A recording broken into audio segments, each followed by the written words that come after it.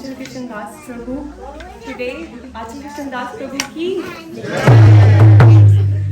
ये हमारे लिए बहुत ही सौभाग्य की बात है कि आज आंचल कृष्ण दास प्रभु हमारे बीच में भागवतम कथा का अमृत स्वरूप का हमें पान कराएंगे।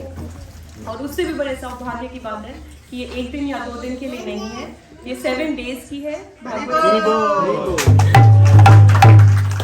और इस भागवत सप्ताह का टॉपिक है 8th कैंटो से संबंधित मंथन। जैसे सेल होती है मटेरियल वर्ल्ड में, Boxing Day sale, Christmas sale, Diwali sale, और हमारा ये भाव होता है लूट लो सेल का लाभ लूट लो। वैसे ही स्पिरिचुअल वर्ल्ड की सेल है, मेगा सेल 7 डेज के लिए। तो प्लीज़ इसको अच्छे से इसका लाभ उठाइए, फोकस से पूरा अच्छे से सुकृति, अधिक से अधिक सुकृति पाइए और पूरा लाभ उठाइए। कथा के शुरू होने से पहले मैं हिज ग्रेस डिवाइन आंचल कृष्ण दास प्रभु की थोड़ी इंट्रोडक्शन देना चाहूँगी। तो आंचल कृष्ण दास प्रभु शांडिल्य ब्राह्मण परिवार में हुए थे। इनका जन्म उस परिवार में हुआ था। इनके पिताजी संस्कृत के टीचर हैं और बचपन से ही हिज ग्रेस आंचल कृष्ण दास प्रभु की रुचि बहुत थी आध्यात्मिक पाथ पे, स्पिरिचुअल पाथ में। और जब ये यूनिवर्सिटी में थे जबलपुर, तो इस्कॉन के मुंबई इस्कॉन के कुछ डिवोटीज के संपर्क में आए और बस इतना प्रभावित हुए कि इन्होंने सोचा कि ये मटीरियल स्टडीज तो मेरे लिए है ही नहीं, और इन्होंने अपने आप को राधा कृष्णा की सेवा में पूरा समर्पित कर दिया। 2000 में इन्होंने इस्कॉन जुहू में ज्वाइन करा था as a new youth director, और वहाँ न्यू यूथ को प्रीच किया और काफ़ी साल किया 2008 तक। बट फिर भगवान की कृपा हुई, इन्होंने डिसाइड किया कि अब न्यूजीलैंड के श्रोतागण को कृतार्थ करना चाहिए।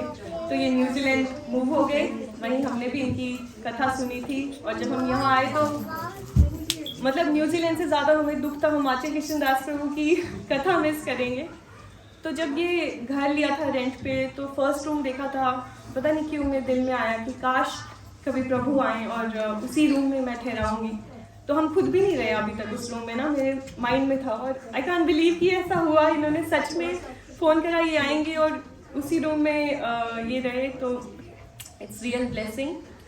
और 2002 से आंचल कृष्ण दास प्रभु कथा कर रहे हैं, भागवतम कथा, राम कथा, कभी फिजी, कभी इंडिया, कभी न्यूजीलैंड। इट्स फर्स्ट टाइम 2023 में ये ऑस्ट्रेलिया आए हैं। हरि बोल।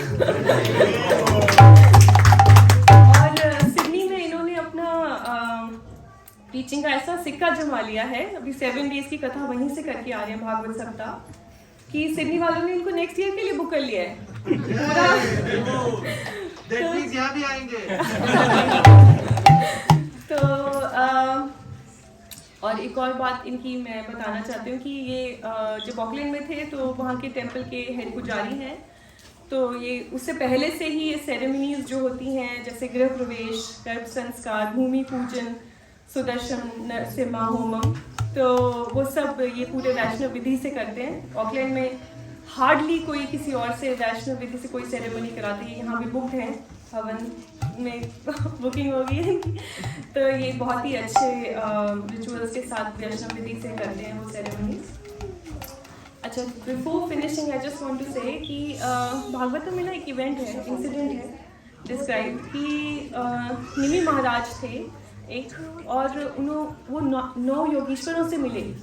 तो उनमें जो एक 9 योगीश्वरों से मिले तो उन्होंने पूछा कि जो जीव है, लिविंग बीइंग है, उसके लिए सबसे बड़ी ब्लेसिंग क्या है, क्या मतलब है जो अल्टीमेट ब्लेसिंग है भगवान की। सब कुछ है, वो महाराज थे, बट सबसे अल्टीमेट। तो उन्होंने बोला जीव की सबसे अल्टीमेट ब्लेसिंग है कि he is a human, when he gets to be a human. यही है जिसमें हम भक्ति कर सकते हैं, भागवतम कथा सुन सकते हैं और माया से छुटकारा पा सकते हैं। लेकिन उससे भी बड़ी एक है ब्लेसिंग, और वो है डिवाइन सोल्स की एसोसिएशन, प्योर डिवोटी की एसोसिएशन। तो हम सब यहाँ मेंबर्स हैं और हमारे पास हिज ग्रेस आंचल कृष्ण दास प्रभु की एसोसिएशन है। तो आपसे सविनय निवेदन है कि इसका पूरा लाभ उठाएं, एकाग्र मन से फोकस करके इसको सुने और प्लीज़ अपने मोबाइल फ़ोन स्विच ऑफ करें ताकि ना आप डिस्टर्ब हो ना किसी और का डिस्टर्बेंस हो किसी और को। और जब कथा हो जाएगी तो उसके बाद हम लोग अनुमोदन करेंगे। उसका मतलब है कि जब आप घर जाओगे, what will you take back from this katha? So there will be an opportunity to say that what is your take back from the katha. और कुछ क्वेश्चंस हुए तो प्रभु एक दो क्वेश्चन ले लेंगे। तो हरे कृष्णा। आचार्य कृष्णदास प्रभु की गुरुवे गौरचंद्राय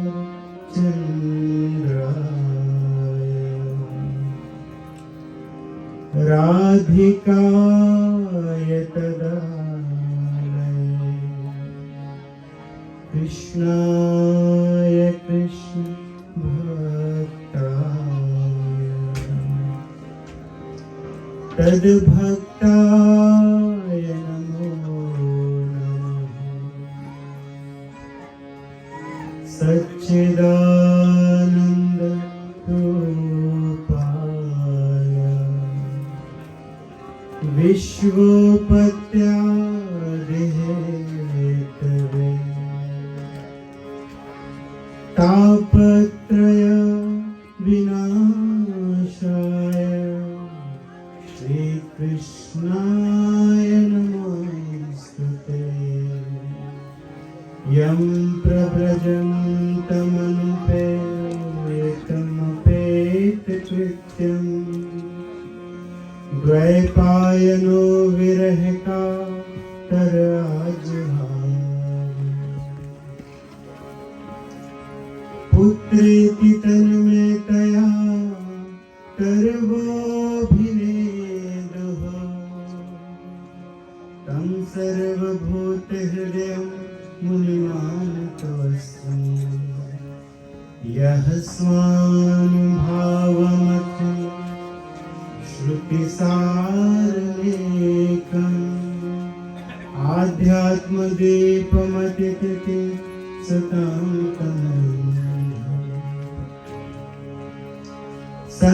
संसारिणां करुणया पुराणगुह्यं तं व्याससूनुमुपयामि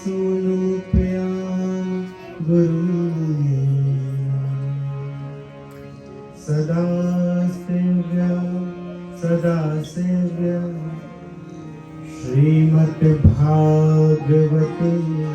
कथा। यस्य श्रवणमात्रेण हरिश्चित्तं समाच्यते।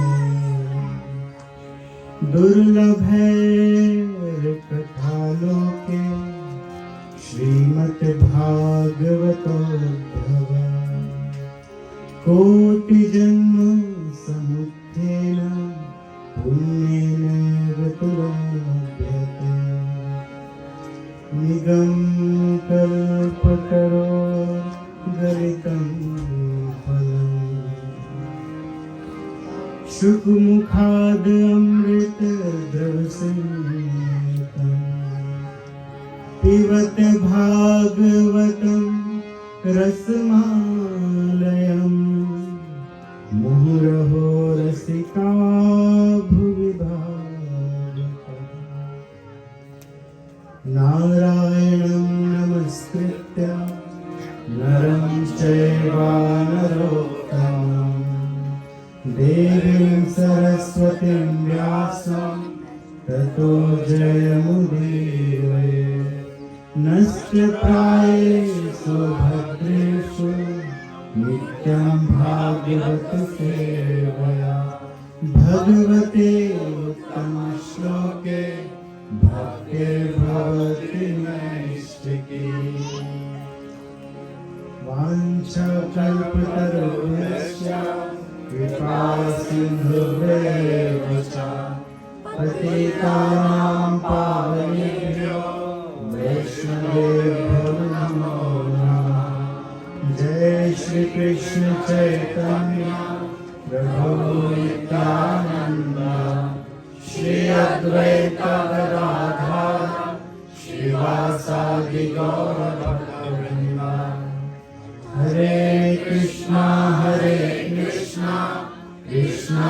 कृष्णा हरे हरे हरे राम राम राम हरे हरे हरे कृष्णा कृष्णा कृष्णा हरे हरे हरे राम राम राम हरे हरे हरे कृष्णा कृष्णा कृष्णा हरे हरे हरे राम राम हरे हरे। जय श्री राधा वल्लभ जी की जय, श्री राधा गोपीनाथ जी की जय, श्री राधा माधव जी की जय, श्री राधा श्याम सुंदर जी की जय, श्रील प्रभुपाद की जय। गौर प्रेमान सभी वैष्णवों और वैष्णवियों के चरणों में हमारा दंडवत प्रणाम। आपसे आकांक्षा है कि आप सभी आशीर्वाद दें, जिससे कि हमारे मुंह से भगवान की कथा निकल सके। भगवान की कथा केवल भक्तों के आशीर्वाद से ही कोई कह सकता है, गुरुजनों के आशीर्वाद से ही कोई कह सकता है। तो यहाँ पे सभी भक्त ही हैं और आप सभी से ऐसा निवेदन है कि आशीर्वाद रखें तो भगवान की कथा होती रहेगी। तो जैसा पहले माता जी ने बताया कि समुद्र मंथन की कथा होगी। श्रीमद् भागवतम के 8वें स्कंद में ये कथा है। बहुत ही अच्छी कथा है, समुद्र मंथन की कथा। हो सकता है आप लोगों ने पढ़ा होगा, पहले सुना भी होगा। लेकिन जब मंथन किया जाता है, समुद्र का मंथन होता है, तो प्रयास करने से उसमें से अमृत निकलता है। यदि किसी भी कार्य का फल चाहिए तो मेहनत करना पड़ती है। मंथन किया गया, क्या निकला? अमृत निकला। मेहनत करने से, मंथन करने से। तो 7 दिवस तक हम सभी श्रीमद् भागवतम के 8वें स्कंद के 8 अध्यायों का मंथन करेंगे और उसमें से अमृत निकलेगा। और आशा है कि आप सभी को कथा अच्छी लगेगी, पसंद आएगी। भगवान की तो कथा अच्छी है और कोई भी कहे आनंद आता है। कैसे भी भगवान की कथा सुनी जाए, कही जाए, बहुत आनंद आता है। ऐसा कहा गया है कि भगवान की कथा को सुनने के 5 महाप्रभाव होते हैं। श्रीमद् भागवतम के 10th कैंटो में चैप्टर 7 और वर्स नंबर 2 में ये बताया गया है कि भगवान की कथा सुनने के 5 महाप्रभाव होते हैं। तो उन प्रभावों को जानने के बाद हम लोग ये जानते हैं कि हमें भगवान की कथा कितनी रुचि के साथ, कितने प्रयत्न के साथ मंथन करके सुनना है। यत् क्षणवतो अपैति रतिर्तृष्णा। हम सभी के जीवन में कुछ ना कुछ प्राप्त ना होने के कारण कहीं ना कहीं कोई ना कोई ग्लानि होती है। ग्लानि का अर्थ है कि जब कोई वस्तु की हमें इच्छा है कि हमें ये प्राप्त हो जाए और जब वो वस्तु हमें प्राप्त नहीं होती है तो हृदय में दुख होता है। तो इसे कहा जाता है ग्लानि। हृदय में ग्लानि होती है। हर किसी के मन में कहीं ना कहीं कोई ना कोई ग्लानि होती है। तो भगवान की कथा सुनने से ग्लानि चली जाती है, समाप्त हो जाती है। यत् क्षणवतो अपैति रतिर्वितृष्णा।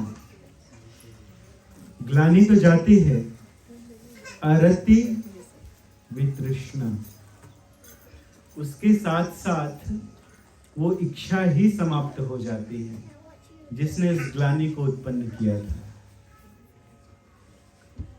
इच्छाएं हुई, पूरी नहीं है, हृदय में ग्लानि है। तो ग्लानि चली जाती है और ग्लानि जाने के साथ साथ हृदय से वो इच्छाएं भी चली जाती हैं। जिन इच्छाओं के कारण हृदय में ग्लानि उत्पन्न हुई थी। तो ये दूसरा महाप्रभाव है भगवान की कथा सुनने का, श्रीमद् भागवतम की कथा सुनने का। यत् शृण्वतो अपैति अरति वृतृष्णा सत्वं च शुद्धेत अचिरेण पुंसः। अचिरेण का अर्थ है कि समय नहीं लगता है, बहुत अधिक टाइम नहीं लगता है। अचिरेण पुंसः, बहुत जल्दी जीवों के हृदय में सत्वम च शुद्धेत, हृदय शुद्ध हो जाता है। ये इच्छाएं कहाँ पर जन्म लेती है? हमारे हृदय में ही जन्म लेती है, हमारे मन में जन्म। चंचलम ही मनः कृष्ण प्रमाथि बलभद्रणम। तो चंचल मन है तो बहुत सारी इच्छाएं जन्म लेती हैं, तो लेकिन अचिरेण, बहुत शीघ्र ही भगवान की कथा सुनने से हृदय शुद्ध हो जाता है। तो भगवान कहाँ विराजते हैं?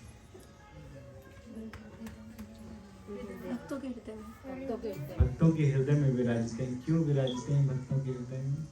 क्या कारण है? जी, शुद्ध है, भक्तों का हृदय शुद्ध है, इसीलिए वहां पर भगवान विराजते हैं।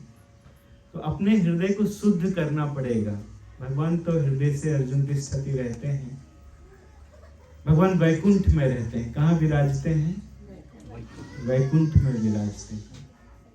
तो अपने हृदय को भी हमें वैकुंठ बनाना पड़ेगा। What is the meaning of Vaikuntha? जहाँ कोई मिसरीज नहीं हो, जहाँ कोई कुंठा नहीं हो, मिजरीज नहीं हो, प्रॉब्लम्स नहीं हो, उसे कहा जाता है वैकुंठ। और जिस हृदय में ये भरी पड़ी हैं इच्छाएं, मिजरीज, प्रॉब्लम्स, वहां भगवान होंगे भी तो दिखाई नहीं देंगे। केवल अनुमंता दृष्टा के रूप में भगवान वहां पर रहे आएंगे।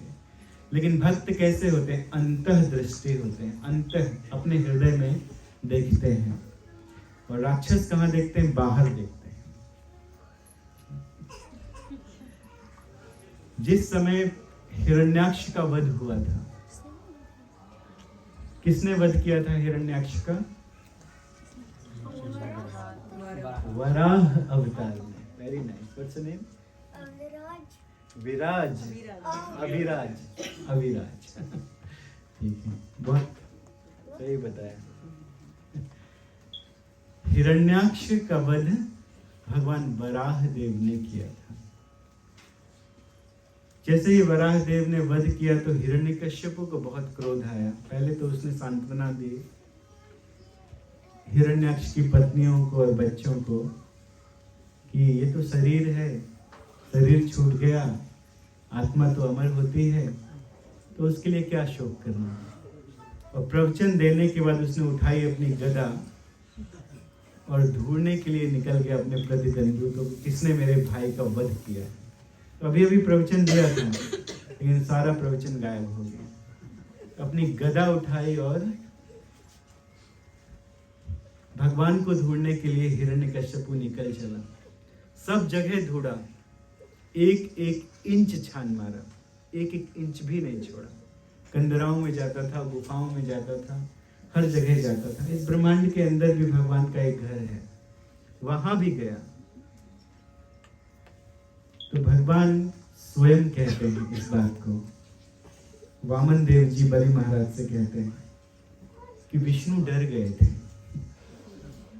विष्णु तो डरते नहीं हैं, लेकिन बलि महाराज को प्रसन्न करना चाहते थे क्योंकि कुछ चाहिए है। क्या चाहिए था?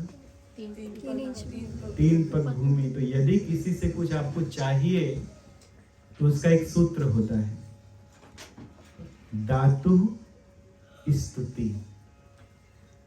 जो देने वाला है उसकी स्तुति करना पड़ती है, उसको प्रेज करना पड़ता है।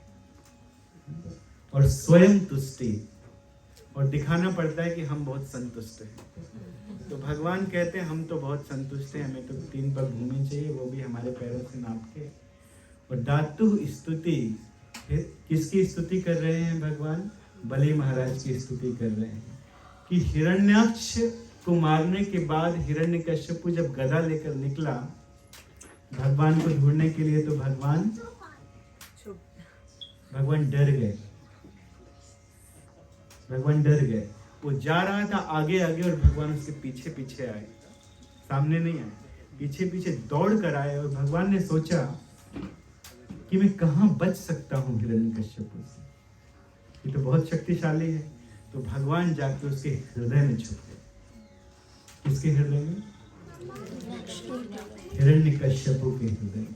भगवान तो सबके हृदय में रहते हैं। हृदय से अर्जुन तिष्ठति, तो हृदय में जाकर छुप गए। तो वो असुर भगवान को देख नहीं पाया। क्यों? क्योंकि असुर बाह्य दृष्टि रखते हैं, अपने हृदय में झांक के कभी नहीं देखते, बाहर देखते है ना? तो भगवान हृदय में रहते हैं, लेकिन किसको दिखाई पड़ते हैं हृदय में? कौन देख पाता है?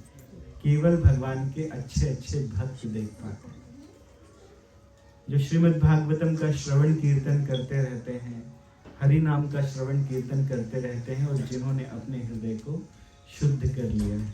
सत्वं च शुद्धेत अचिरेण पुंसः,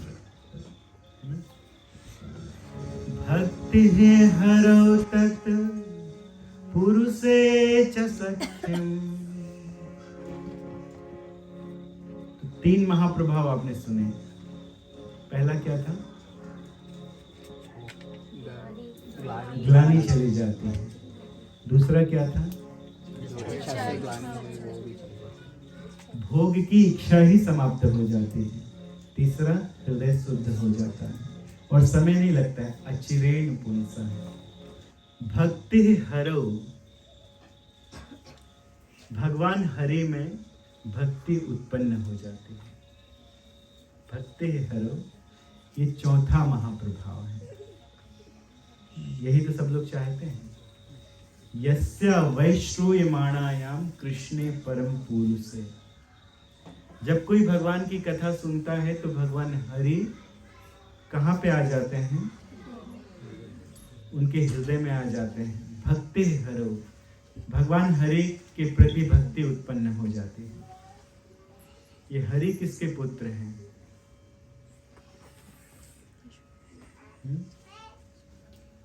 भगवान ने एक अवतार लिया था, हरि रूपी अवतार लिया था। क्यों लिया था हरि रूपी अवतार?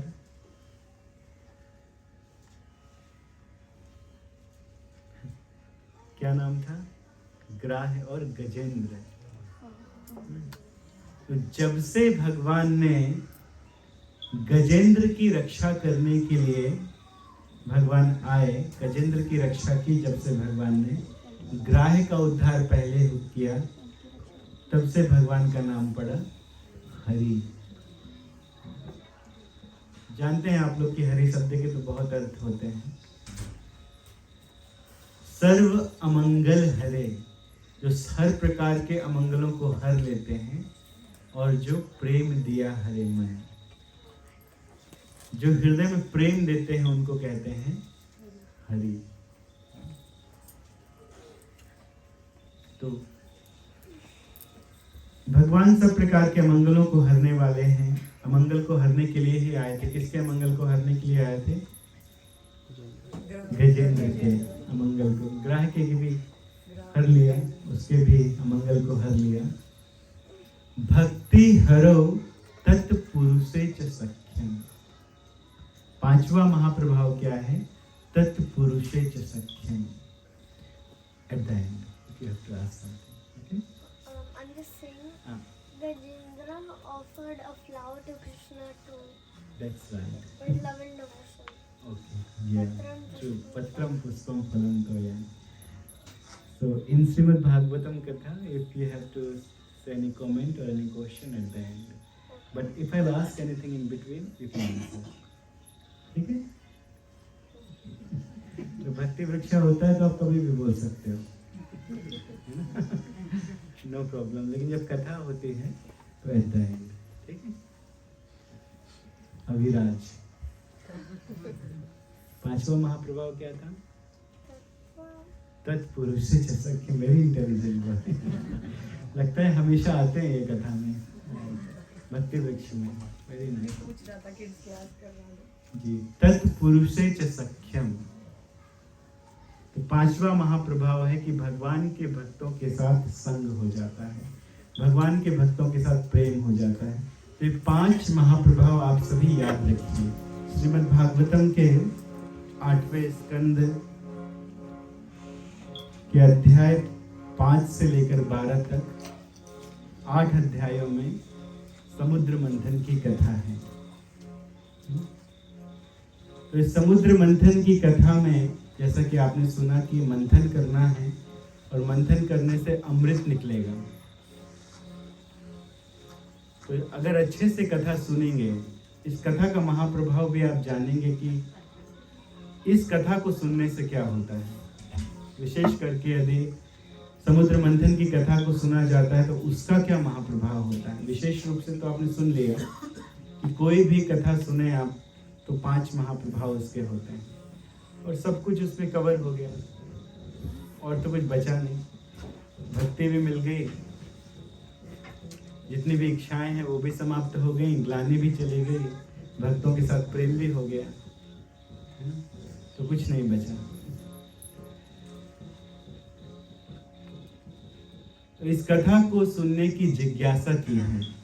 सुखदेव गोस्वामी जी ने ये कथा कही गंगा के तट में नैमिषारण्य में। कथा दोबारा हुई। सूत गोस्वामी जी ने कथा कही, किसके समक्ष कही? सौनकादि 88,000 ऋषियों के समक्ष कही। तो कहीं कहीं आप ऐसा सुनेंगे कि सूत गोस्वामी कथा कह रहे हैं और नैमिषारण्य में सौनकादि ऋषि कथा सुन रहे हैं। तो कभी कभी आएगा सौनक उवाच, सौनक जी प्रश्न करेंगे, जिसका उत्तर कौन देंगे? सूत गोस्वामी। और कभी कभी कौन कहेगा? परीक्षित महाराज पूछेंगे और सुखदेव गोस्वामी कथा कहेंगे। तो ये कथा शाश्वत है। ऐसा नहीं कि ये कथा जब सुखदेव गोस्वामी ने कही तभी आई, उसके पहले नहीं थी। जब व्यासदेव जी ने लिखी तभी आई, उसके पहले नहीं थी।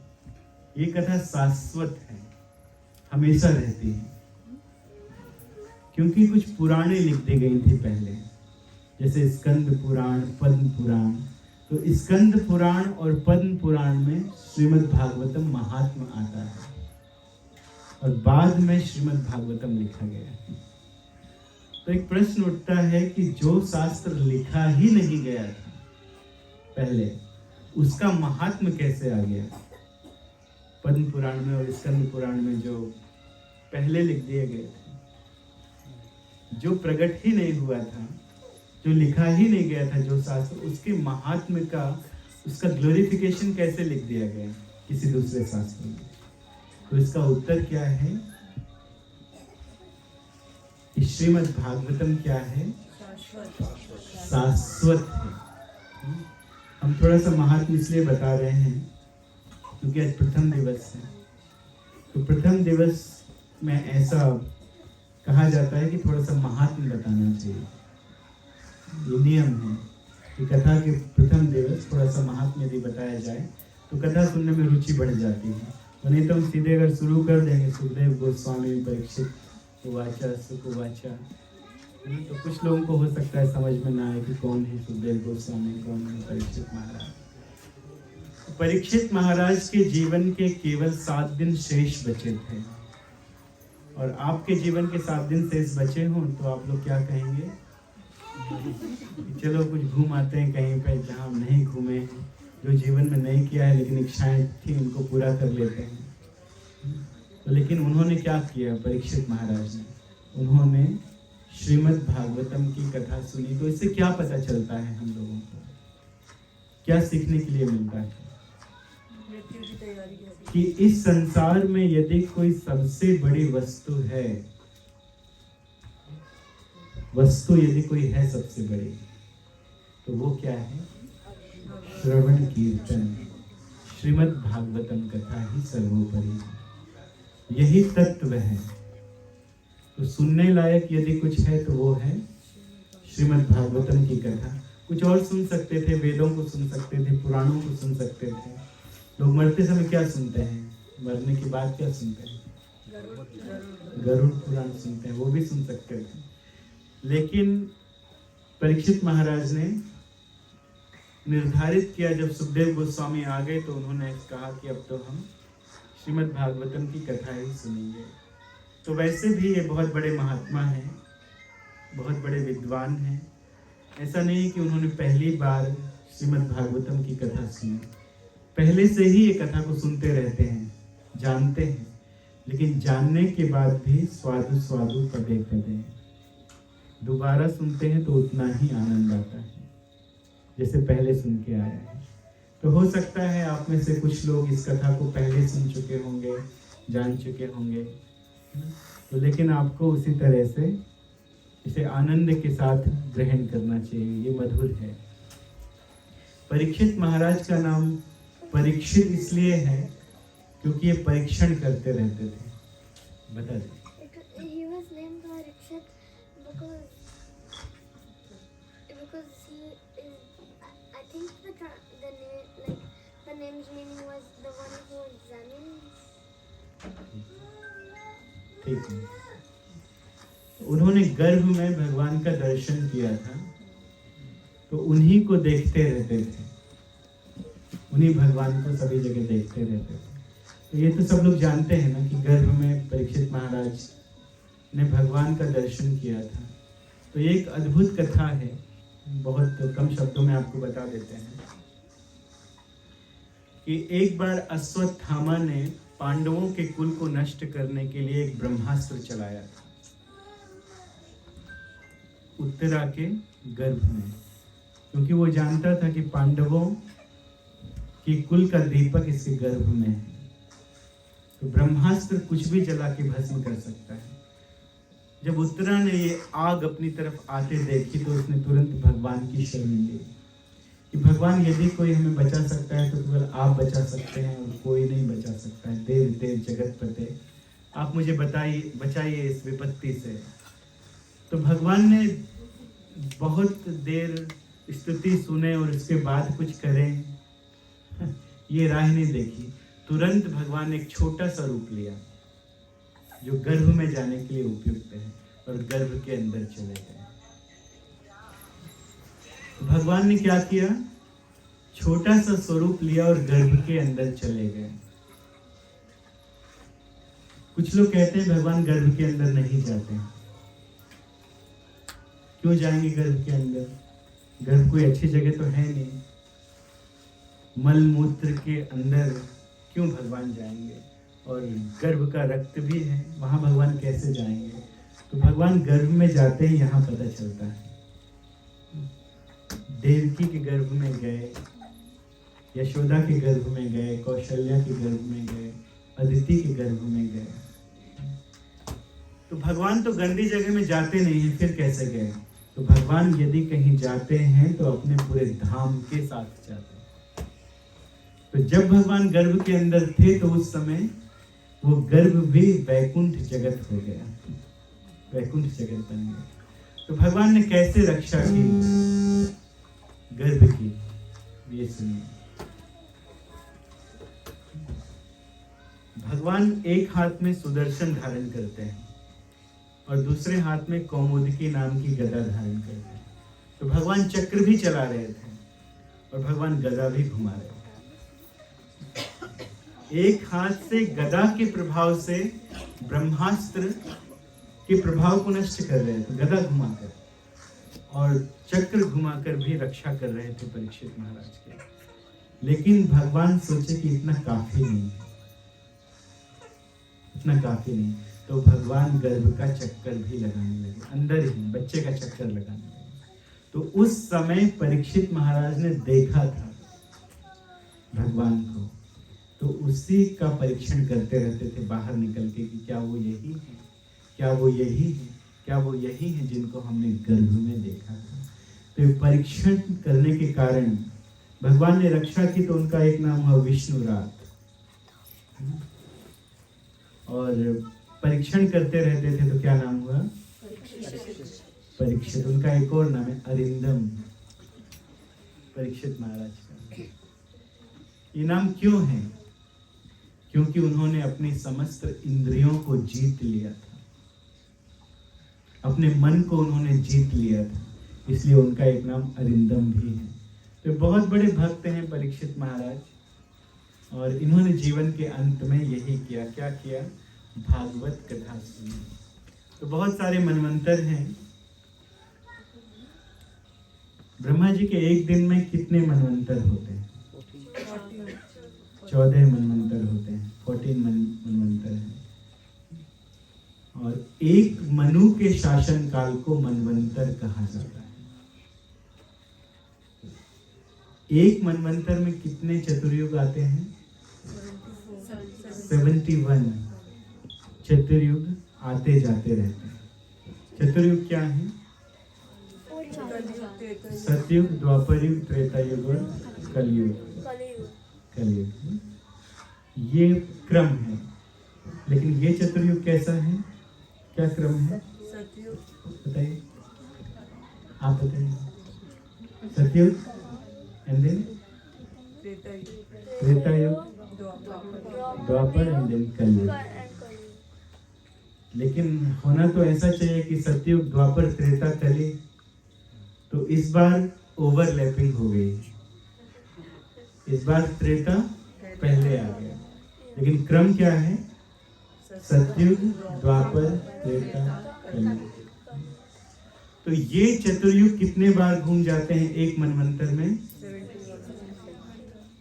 71 टाइम्स ये घूम जाते हैं। सोचिए कितना बड़ा मनवंतर होता होगा। तो इतने समय को चलाने के लिए भगवान ने नियुक्त किया है, भगवान ने भी एक मैनेजमेंट बनाया है। तो हर मनवंतर में एक अलग इंद्र होता है, हर मनवंतर में अलग सप्त ऋषि होते हैं, देवतागण होते हैं। जैसे इस मनवंतर में इंद्र कौन है? पुरंदर। तो 6वें मनवंतर की कथा हम आपको सुनाने वाले हैं। ये कौन सा मनवंतर है? 7वां मनवंतर है। तो 6वें मनवंतर में जो इंद्र थे उनका नाम है मंत्रद्रुम। कौन थे? मंत्रद्रुम नाम के इंद्र थे। और मनु महाराज कौन थे? चाक्षुष नाम के मनु थे 6वें मनवंतर में। वो चक्षु के पुत्र थे, इसलिए उनका नाम हुआ चाक्षुष। तो उसी मनवंतर में समुद्र मंथन हुआ है। तो एक बहुत अच्छी बात लिखी गई है कि सुखदेव गोस्वामी कहते हैं, तस्वानुभावः कथितो गुणांश परमोदया भौमान रेणुन सब विम में विष्णुर्वर्णयेद गुणान। तो इसका अर्थ यह है कि तस्यानुभावः, भगवान ने जो पहले जो कार्यकलाप किए हैं, पहले के स्कंद में या पहले की कथाओं में, ये 8वें स्कंद की कथा है। तो पहले की कथाएं क्या है? जैसे वैकुंठ अवतार की कथा, या विशेष रूप से कौन सी कथा? जब भगवान वराह देव जी आए थे। तो ये अद्भुत कथा है, वराह देव जी की कथाएं अद्भुत कथाएं हैं। तो इन कथाओं को भगवान इस तरह से करते हैं कि इनको समझना भी बड़ा मुश्किल हो जाता है। जैसे कि वराह देव जी आए थे, स्वयंभू मनु के मनवंतर में आए थे, और उसके बाद जब 5वां मनवंतर आया, रैवत मनवंतर, रैवत मनु का मनवंतर, तो उसमें भी वराह देव जी थे। तो इतने लंबे समय तक वराह देव जी रहे या 2 बार आए, कुछ कहा नहीं जा सकता। भगवान पृथ्वी का उद्धार करने के लिए आए और कितने लंबे समय तक पानी के अंदर ही रह गए। हिरण्याक्ष का वध कब किया? रैवत मनवंतर में भगवान ने किया। तो 5वें मनवंतर में एक मनु का शासन काल होता है 71 चतुर्युगी। तो इतने लंबे समय तक भगवान पानी के अंदर रह गए। या भगवान 2 बार भी आए होंगे। तो भगवान इस तरह से भगवान लीला करते हैं। तस्यानुभावः कथितो गुणांश परमोदया। भगवान के यशस्वी कार्यकलाप हैं। भगवान कुछ भी करते हैं तो वो यशस्वी होता है। भगवान वामन देव जी ने इतना बड़ा स्वरूप बढ़ा लिया कि पैर कहाँ तक पहुंचा? रसातल में। और दूसरा पैर बढ़ाया तो कहाँ तक पहुंच गया? ब्रह्मांड की परत को उसने भेद दिया और वहां से कारनानव का जल निकला और वो गंगा जी कहलाया। बताइए, तो ये यशस्वी कार्यकलाप है कि नहीं? नरसिंह देव जी ने जिस हिरण्यकश्यप को कोई नहीं मार सकता था, उसको भगवान ने एक विचित्र स्वरूप लिया। भगवान ने कुछ नर के थे और थोड़ा भगवान सिंह भी थे। तो ये अद्भुत लीला है भगवान की, अद्भुत लीला। इन लीलाओं को साधारण मनुष्य अपनी बुद्धि से समझ भी नहीं सकते। कि स्वयंभू मनु के शासन काल में पानी के अंदर गए और रैवत मनु के शासन काल तक वहीं रहे। अब बताइए इसको कैसे समझा जाएगा? तो अपनी बुद्धि से कोई मनुष्य इन बातों को नहीं समझ सकता है। इसीलिए इनको कहाँ से समझा जाता है, कैसे समझा जाता है? शास्त्रों से समझा जाता है और भक्तों से, गोस्वामी गणों के द्वारा समझा जाता है। भगवान के गुण कुछ ऐसे हैं कि अगर इस पृथ्वी को पीस लिया जाए, इस श्लोक में कहा गया है, भौमन रेणुन सविम में विष्णु वर्णयेत गुणान। ये श्रीमद् भागवतम के 8th कैंटो का चैप्टर 5 और वर्स नंबर 6 है, जिसमें बताया गया है कि इस पृथ्वी को महीन पीस लिया जाए। कोई पीस सकता है पृथ्वी को? कोई नहीं पीस सकता है। लेकिन मान लीजिए कि इसको महीन महीन बहुत पीस लिया जाए और छोटे छोटे कण कर लिए जाए इसके, तो उन कणों को क्या कोई गिन सकता है कि वो कितने कण हो गए?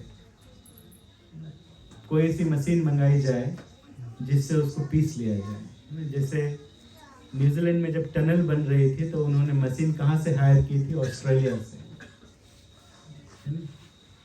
तो हर 15 या 30 सेकेंड में वो आधा इंच खोद पाती थी।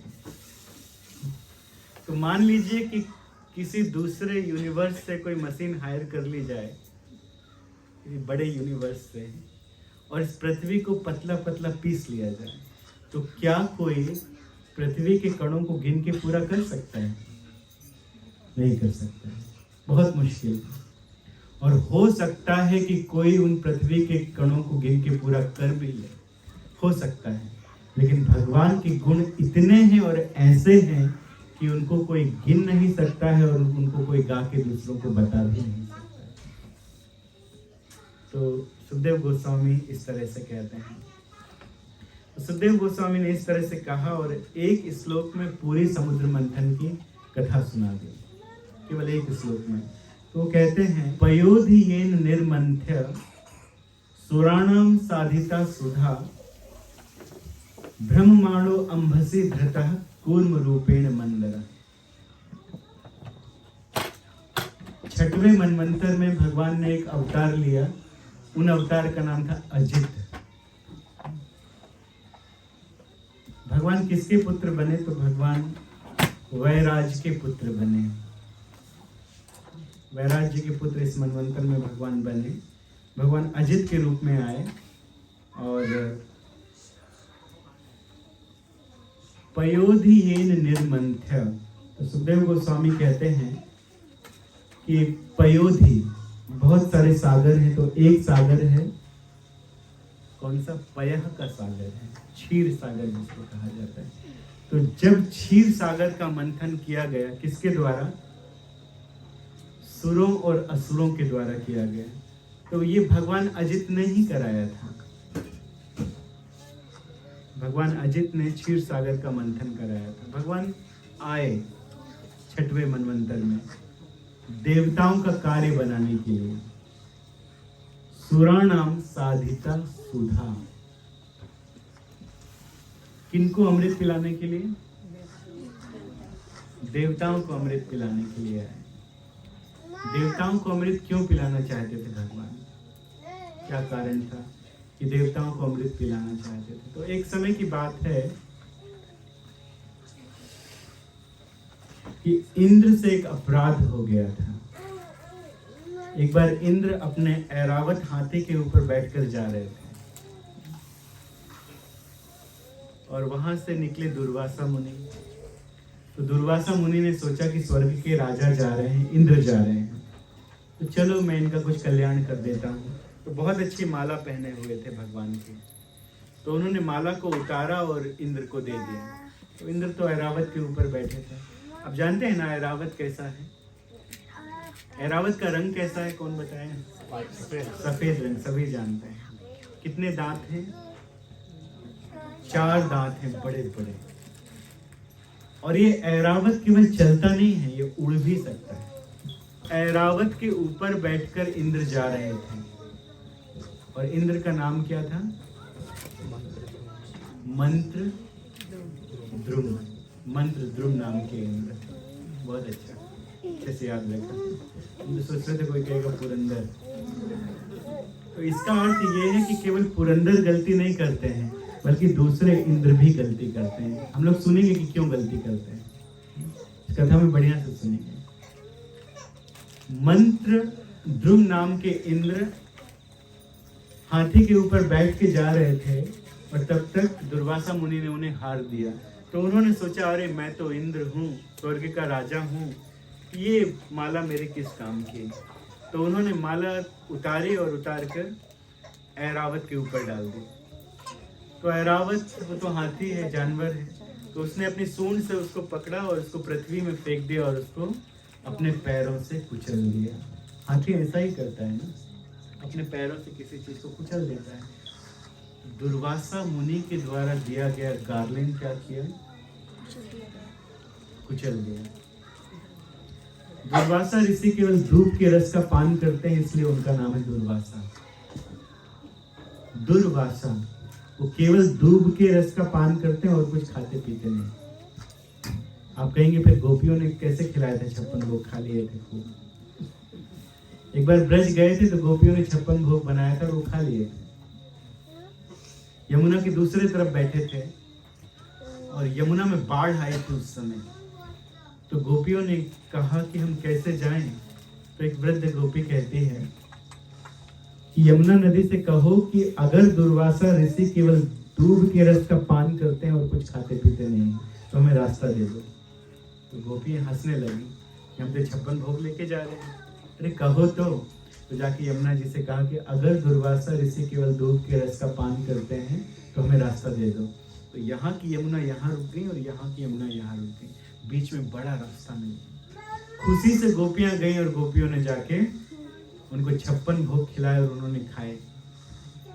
तो वो अपने मुंह में हाथ रख के एक दूसरे की तरफ देख के कह रही थी, अभी अभी थोड़ी देर पहले हमने कहा है कि हे मैया, हे यमुना जी, हे कालिंदी, अगर दुर्वासा ऋषि केवल दूध के रस का पान करते हैं तो हमें रास्ता दे दो।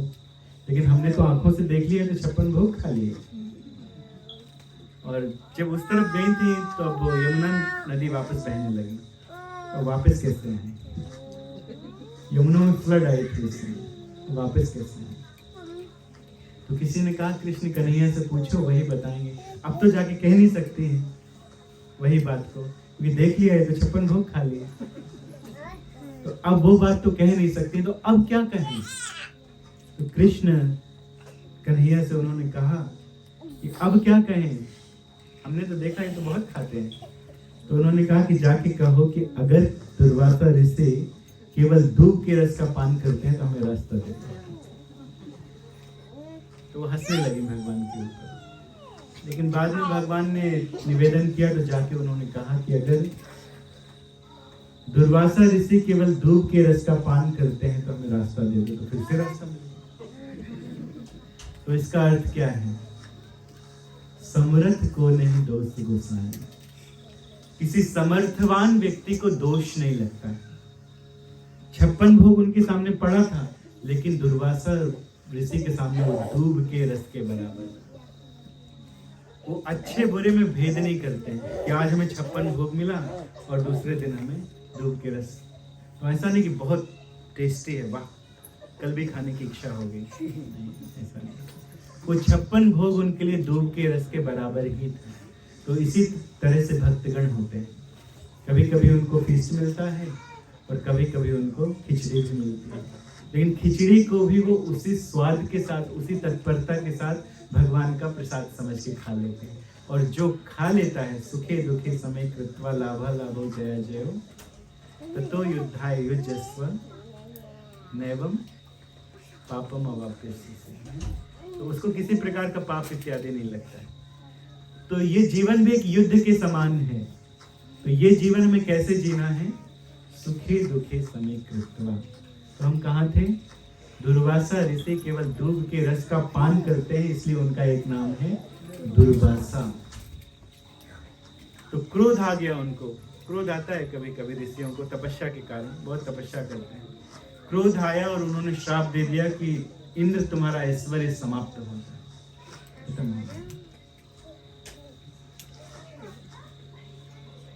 ऋषियों के चरणों में, भक्तों के चरणों में, ब्राह्मणों के चरणों में यदि अपराध हो जाता है तो समस्त ऐश्वर्य समाप्त हो जाता है, फिर किसी प्रकार का ऐश्वर्य नहीं बचता है, ऐश्वर्य रह नहीं जाता है।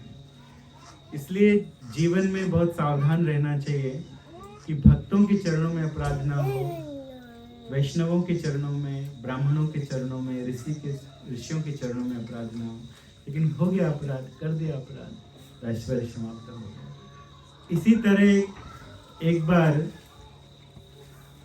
पुरंदर नाम के इंद्र ने भी अपराध किया था। वो बैठे थे बहुत बड़ी सभा में और वहां पर नृत्य चल रहा था, बड़ी बड़ी अप्सराएं नाच रही थी, गा रही थी। कौन कौन अप्सराएं थी? मेनका, उर्वशी, रंभा, ये सब नाच रही थी और स्तुति कर रही थी कि पुरंदर आप ही संसार के नियंता हैं, मालिक हैं, आप ही पानी बरसाते हैं, आप ही लोगों को भोजन देते हैं, आपसे ही सब कुछ आता है, आप ही भगवान हैं, आप ही ईश्वर हैं। और वो बैठ के इसको सुन रहे थे।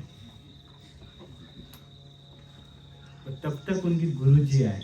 उनके गुरुजी का नाम क्या है? देवताओं के गुरु हैं बृहस्पति और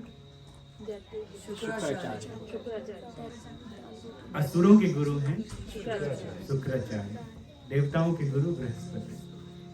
आप इस कथा में आप सुनेंगे कि एक बार देवासुर संग्राम हुआ था, तो उस समय बृहस्पति और शुक्राचार्य भी युद्ध कर रहे थे। देवताओं की तरफ से बृहस्पति और असुरों की तरफ से शुक्राचार्य, वो भी युद्ध में थे। जैसे महाभारत का युद्ध बहुत फेमस है, वैसे देवासुर संग्राम हुआ है, बहुत बड़ा संग्राम है, बहुत कठिन संग्राम हुआ है, बहुत दिनों तक चला था, बहुत सारे देवता मारे गए, असुर मारे गए, तो सभी उसमें युद्ध कर रहे थे। कार्तिकेय जी, दुर्गा जी, सभी बहुत विशाल युद्ध हुआ था। बृहस्पति जी आए और इंद्र ने पहचाना नहीं, उनको प्रणाम नहीं किया। तो बृहस्पति जी वो क्रोध नहीं करते, वो चुपचाप चले गए। लेकिन क्योंकि वो चुपचाप चले गए, अतिथि, यदि कोई अतिथि आए तो उसका सम्मान अधिक होना चाहिए। अतिथि का अर्थ क्या होता है? जो बिना डेट बताए आ जाए, अतिथि। जो आपको कोई नोटिस नहीं दे, आपको फोन नहीं करें, ऐसे ही आ जाएं, तो उनका सम्मान ज्यादा होना चाहिए। और हालत क्या है इस संसार में कि अगर कोई बिना डेट बताए आ जाए तो हम दरवाजा भी नहीं खोलते। हम अंदर रहते हैं, कैमरे में देखते हैं कोई आया है, फोन क्यों नहीं किया? और खोलते भी हैं तो वेट करा लेते हैं 15 मिनट में, फिर उसके बाद खोलते हैं, घर वगैरह साफ करके जो भी करना हो। अतिथि का सम्मान अधिक होना चाहिए, ज्यादा होना चाहिए। तो चले गए बृहस्पति जी, अपराध लग गया और उनका सर्वस्व छिन गया था। तब बलि महाराज राजा थे और कहा जाता है कि बलि महाराज 60,000 वर्षों तक राजा रहे स्वर्ग के, और तब तक इंद्र भटकते रहे अपने शरीर को छुपाए अदृश्य रूप में। ब्रह्मलोक में जाके ब्रह्मा जी के साथ में भगवान का भजन वो भी करते रहे। बाद में भगवान ने वामन देवी जी के रूप में अवतार लिया। तो अपराध लग गया, एक बहुत बड़ा अपराध लग गया। पयोदयेन निर्मथ्य सुराणाम साधिता सुरा ब्रह्माणो अंभसी धृतम कूर्म रूपेण मंगला। भगवान ने देवताओं का कार्य संभालने के लिए, देवताओं का कार्य बनाने के लिए समुद्र मंथन कराया। किसने कराया? किसने कराया? पीछे से कोई बताइए। भगवान अजित ने कराया। कौन से मनवंतर में? चाक्षुष मनवंतर में, 6वें मनवंतर में भगवान अजित ने समुद्र मंथन करवाया। और समुद्र मंथन तो कराया, जल के भीतर एक बहुत बड़ा पहाड़, सोने का पहाड़, उसका नाम क्या था? मंदराचल। वो तो डूब ही गया था, तो भगवान उसके अंदर भी एक रूप में चले गए। वही भगवान अजित उस पहाड़ के अंदर चले गए एक दूसरे स्वरूप में। वो स्वरूप क्या था? कच्छप स्वरूप था, कूर्म अवतार। कूर्म अवतार। तो भगवान अजित मंथन भी कर रहे थे और वही कूर्म रूप में जाके मंदराचल को ऊपर उठाए अपनी पीठ के ऊपर। तो घरड़ घरड़ घरड़ घरड़ बहुत तीव्रता से भगवान की पीठ के ऊपर घूम रहा था। और भगवान को केवल ऐसा लगा कि जैसे किसी ने मेरी खुजली मिटा दी, मेरी पेट की, और भगवान को सुख की, चैन की नींद आ गई। हम लोगों के ऊपर कोई 2-3 किलो का पत्थर भी यदि घुमा दे तो क्या होगा? ऊपर की चमड़ी निकल जाएगी। ऐश्वर्य समग्रस्य वीर्यस्य यशः श्रेय ज्ञान वैराग्य सच्चाई विषयाणाम भगवती जन। जो सबसे ज्यादा वीर हैं वो हैं भगवान, जिनके पास सबसे अधिक बल है। पराशर मुनि कहते हैं। तो इतना बड़ा मंदराचल पर्वत वो भगवान के पीठ के ऊपर घूम रहा था और भगवान को सुख की नींद आ गई। तो अपनी कनिष्ठा में तो धारण करते हैं गोवर्धन पर्वत को, धारण करके भगवान अपना बल दिखाते हैं, अपनी पीठ के ऊपर भी धारण करते हैं कच्छप।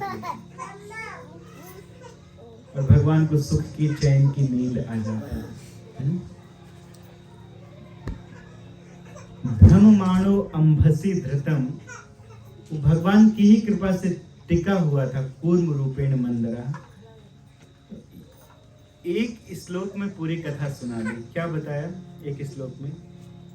आज हमने आपको एक तरह से पूरी कथा सुना दी एक श्लोक में। और ये एक श्लोक में कथा कौन सुना रहे हैं? सुखदेव गोस्वामी।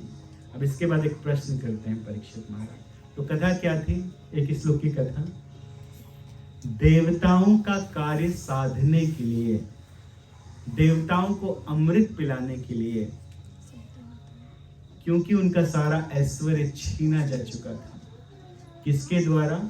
असुरों के द्वारा। जैसे ही असुरों को पता चला था कि सुरों को, देवताओं को श्राप मिला है। किसका श्राप मिला है?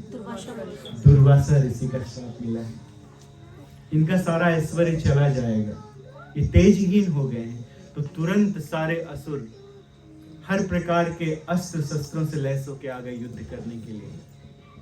और उन्होंने युद्ध में देवताओं को बहुत मारा, बहुत मारा।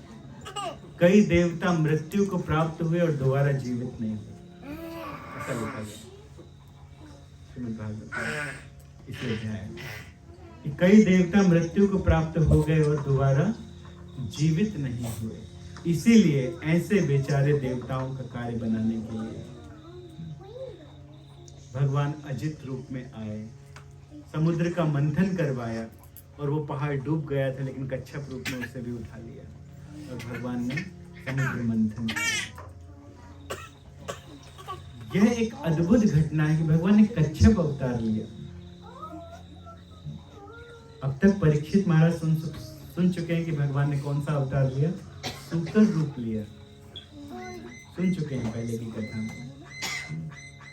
भगवान ने नरसिंह देव जी का अवतार लिया, ये भी सुन चुके हैं अद्भुत कथाओं को। अब एक और अद्भुत कथा का प्राकट्य होता है कि भगवान ने दोनों से मंथन कराया और केवल सुरों को अमृत पिलाया। भगवान ने ऐसा पक्षपात क्यों किया? प्रश्न उठता है ना हमारे मन में। सुखदेव गोस्वामी कह रहे हैं कि दोनों से मंथन कराया, लेकिन सुरों को अमृत बुलाया, सुरों का कार्य साधने के लिए भगवान ने ये मंथन कराया। और भगवान ने कच्छप अवतार लिया, इतना सुंदर भगवान ने अवतार लिया। तो यह सुन के परीक्षित महाराज, उनका नाम ही क्या है? परीक्षित। परीक्षित का अर्थ क्या है? वो जो बहुत एग्जामिन, बहुत इंक्विजिटिव है। तो अब उनके मन में कुछ एग्जामिन करने के लिए इच्छा जागृत हुई, तो वो एक प्रश्न करते हैं। क्या प्रश्न करते हैं? बहुत अच्छा प्रश्न है। यथा भगवता ब्राह्मण मतितः क्षीर सागर यदर्थम वा यतश्चाद्रे दधाराम्बुचरात्मनः। श्री राजोवाचा, राजा कहते हैं, पूरी पृथ्वी के सम्राट हैं और कहते हैं कि यथा भगवता ब्राह्मण, हे ब्राह्मण, हे सुखदेव गोस्वामी। सुखदेव गोस्वामी कौन है? ब्राह्मण। ये वास्तव में ब्राह्मण है, ये और कोई दूसरे नहीं है, ये साक्षात नंद नंदन के अवतार हैं। राधा रानी कृष्ण का विरह नहीं सह सकती, इसलिए एक तोते के रूप में राधा रानी के साथ रहते थे। जब भगवान श्री कृष्ण चले गए, राधा रानी चले गई, तो ये सुख राधा रानी और कृष्ण का विरह नहीं सह सकते, तो ये भी जाना चाहते थे। तो भगवान ने कहा, राधा रानी ने कहा कि जब तुम्हें हमारा विरह हो तो श्रीमद् भागवतम सुनना, श्रीमद् भागवतम पढ़ना, श्रवण कीर्तन करना, इससे तुम्हें हमारा विरह नहीं होगा और सदैव हमारा अनुभव होगा। ये कौन है? साक्षात नंद नंदन के अवतार हैं सुखदेव गोस्वामी जी। यथा भगवता ब्राह्मण मथितः क्षीर सागर। भगवान ने क्षीर सागर का मंथन किया, एक बहुत बड़े अद्रि को लाकर, और दधार अम्बुचरात्मना। भगवान क्षीर सागर का मंथन कर रहे थे और अम्बुचर बन गए। अम्बु का अर्थ क्या होता है? जल। अम्बु का अर्थ पानी होता है। अम्बुचर, अम्बुचर मतलब कौन? भगवान कूर्म बन गए, भगवान कच्छप बन गए। तो यह सुनकर मेरे मन में एक प्रश्न आता है और उत्कंठा होती है कि इसे विस्तार से बताइए। यथा अमृतम सुरहि प्राप्तम, कि किस तरह भगवान ने अमृत को प्राप्त किया। किसके लिए? सुरों के लिए, देवताओं के लिए अमृत को प्राप्त किया।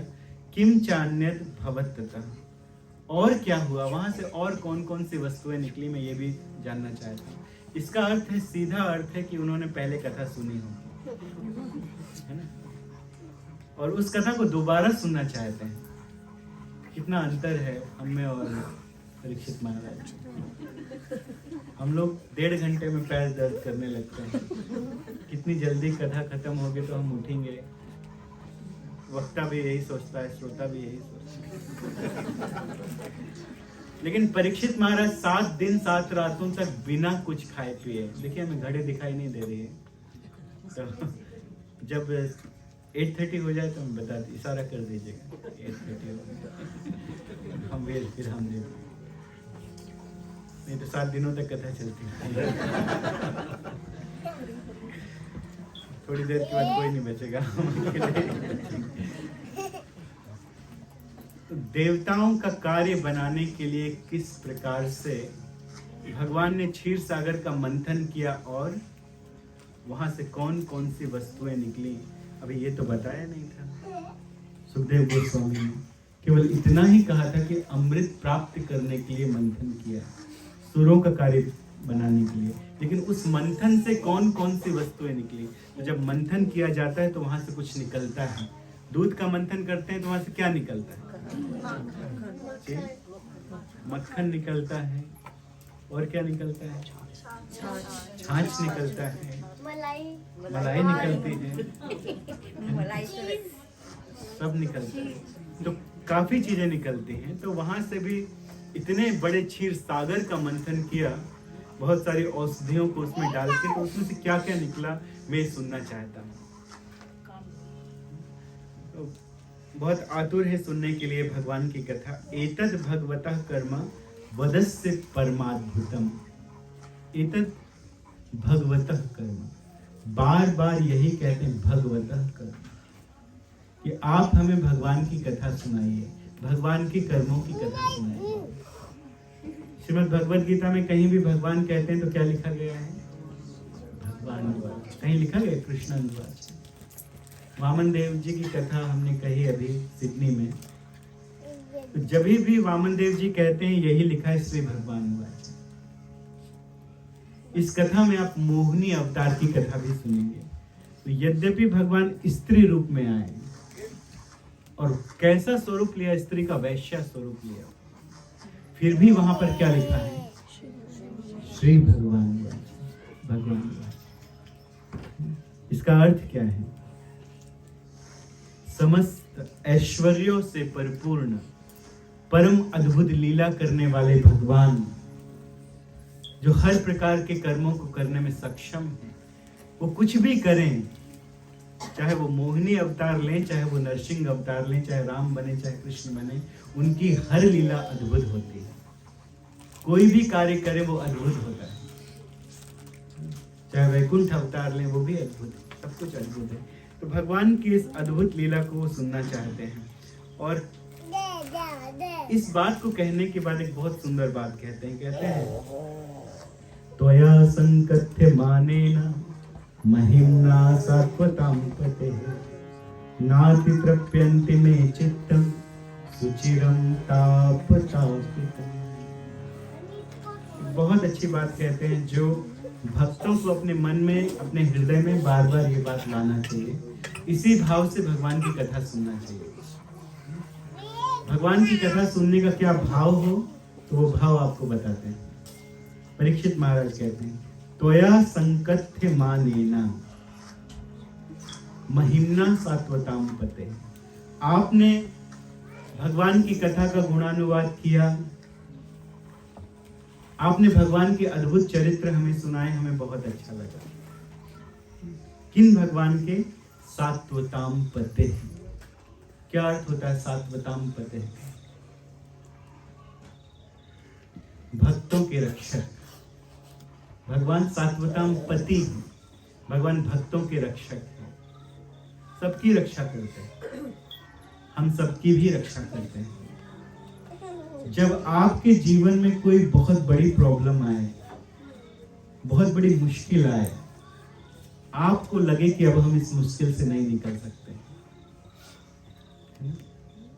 आप मंदिर में जाते हैं, सुंदर भगवान का विग्रह सामने रहता है और आप आंखें बंद करके अपने हृदय में भगवान का चिंतन करते हैं। भगवान से कहते हैं इस बार हमें निकाल लीजिए इस विपत्ति से, आगे से हम कोई गलती नहीं करेंगे। कहते हैं इस बार हमें बचा लीजिए, आगे से भगवान हम कोई गलती नहीं करेंगे। और भगवान इतने कृपालु हैं कि भगवान यही सुनना चाहते हैं केवल। आप ये कहते हैं केवल और भगवान आपको निकाल लेते हैं।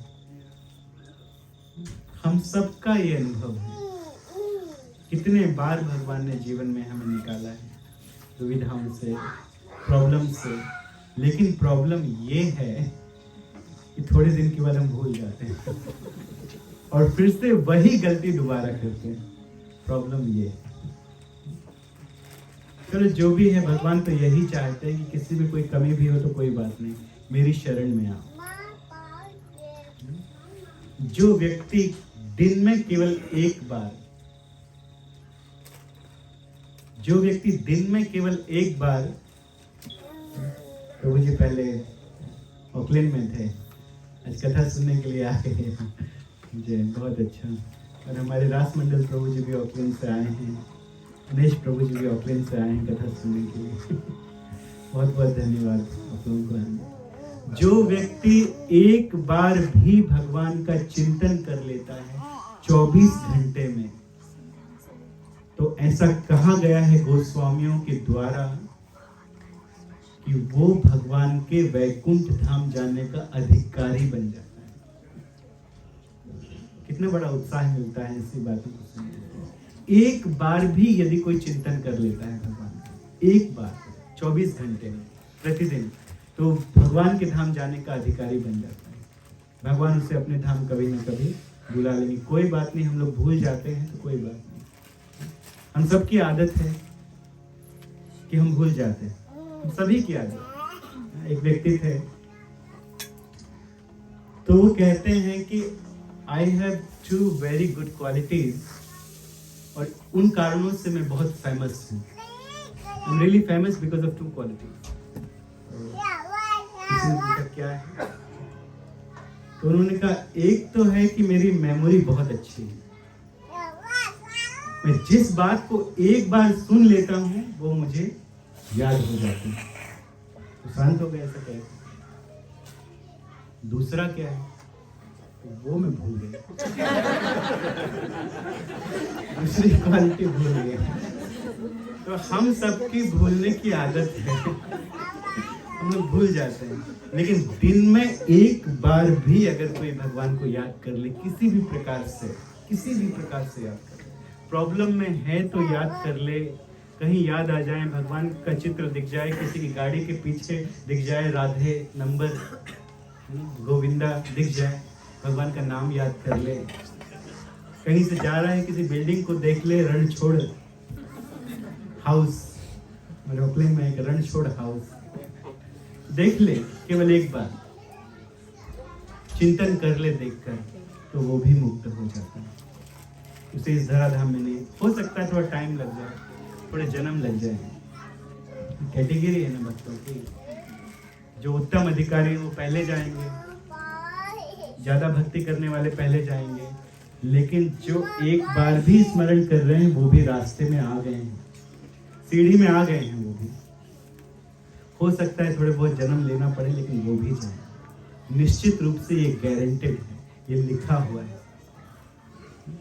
तो आज सुबह ही हमने कहीं ये पढ़ा और पढ़ के बहुत बड़ा हृदय में एक उत्साह भी मिला और एक विश्वास हुआ कि हाँ भगवान बचा लेंगे। हम तो क्वालिफाइड नहीं हैं, लेकिन भगवान बचा लेंगे। एक बार भी यदि स्मरण कर लेंगे तो उद्धार।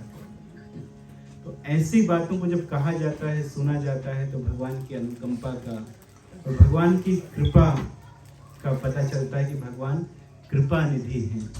भगवान हम सब के ऊपर कृपा करते, कितने कारुणिक हैं। हम लोग इस संसार में फंसे हुए हैं, लेकिन फिर भी भगवान हमें बचाने में लगे रहते हैं। तो त्वया संकथ्य मानेन महिम्ना सात्वताम पते। सात्वताम पते का अर्थ है कि भक्तों के रक्षक। केवल गजेंद्र की रक्षा नहीं करते, केवल प्रहलाद महाराज की रक्षा नहीं करते, केवल ध्रुव महाराज की रक्षा नहीं करते, केवल परीक्षित महाराज पांडवों की, अर्जुन की रक्षा नहीं करते। भगवान सीता मैया की केवल रक्षा नहीं करते, बल्कि सबकी रक्षा करते हैं। जितने भी भक्त हैं वो सारे के सारे भक्त सात्वताम, और भगवान पते हैं, उनके पति सात्वताम पते, भक्तों के रक्षक हैं। तो ऐसी भगवान की कथा जब हम सुनते हैं तो परीक्षित महाराज कहते हैं नाति तृप्यन्ति मे चित्तम। जब आप सुनते हैं तो हमारे हृदय को तृप्ति नहीं होती है, ऐसा लगता है कि सुनाते जाइए, सुनाते जाइए, सुनाते जाइए, सुनाते जाइए, तृप्ति नहीं हो रही, और सुनने की लालसा बढ़ रही है, और सुनने की इच्छा बढ़ रही है। नाति तृप्यन्ति मे चित्तम सुचिरम ताप तापितम। और दूसरी बात ये है, संसार दावा नल लीढ़ लोक। हम लोगों का जो हृदय न जाने कितने कितने बरसों से जल रहा है,